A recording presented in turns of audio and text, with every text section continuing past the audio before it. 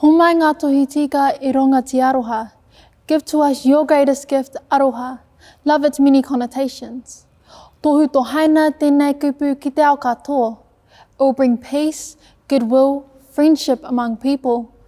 Putaki te pō, ka ao, ka marama, and take us from the world of darkness and ignorance into the light of knowledge and understanding. Just like Maui slowed down the sun, I am going to slow down time and take you back to the roots of Aotearoa's past. Since the creation of mankind, a diabolical taniwha has consumed our race, the human race. His devious figure lurks upon the surface, hugging the folded pages of Aotearoa's history. Just like a silhouette, his identity remains an unknown shadow.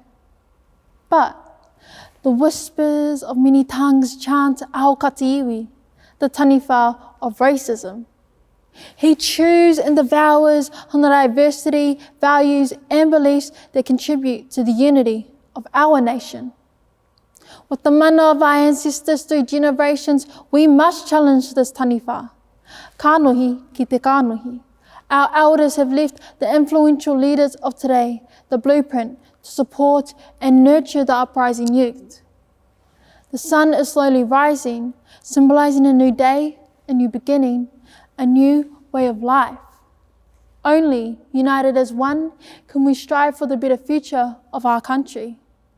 Before Maui tames Tamainu the sun, he says to his brothers, "Why should we be slaves to him?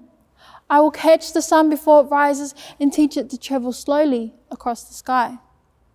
By questioning the power of the spiritual being, even though it was conceived as impossible, a foe that was portrayed as a fearsome stature, he was determined to challenge. Thus sparks the fire of courage inherited within all New Zealanders. With the courage of Maui, we can slay this taniwha. Witnessed across generations of our country's history, Mount Taranaki has watched the growth of leaders emerge beneath his eyes and blossom in wonderful ways. In 1860, tangata whenua challenged sovereignty. In 1883, tangata whenua challenged cultural genocide.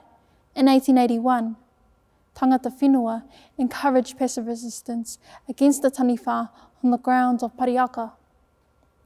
Ngariki Tamainu, within each syllable of my name travels the stories and journeys of my namesakes. I was gifted their legacy to uphold their aspirations, traditions and dreams. Although once I felt this was an immense burden, I now only feel pride to carry and to continue to embrace them within every aspect of life. As a child, I was made to feel uncomfortable for the lack of effort many displayed in simply asking how to pronunciate my name. However, at 18 years of age, I now know that overlooking the pronunciation of a cultural place, name or word exemplifies your contribution to feeding the taniwha. And I refuse to fall victim to the mere descending voice of racism. Instead, I stand.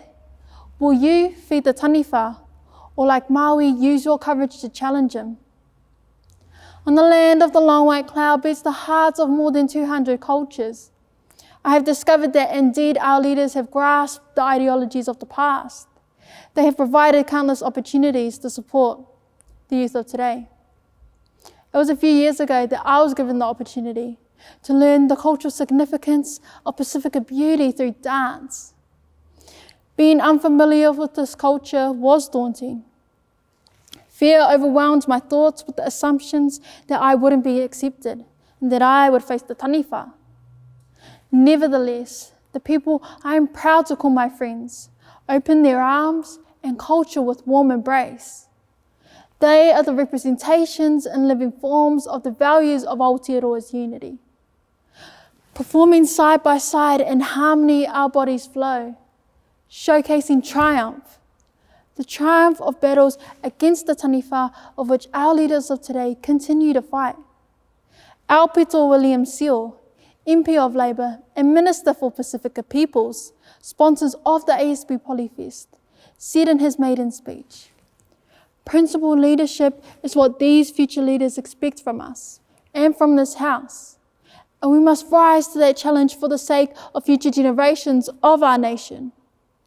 Amongst our own parliamentarians, we have MP leaders Aupito William Seal, Melissa Lee, Goldes Gaharaman, and so many more, representing different cultures, childhoods, and political groups, but are fighting the same battles for the outcome of the same purpose.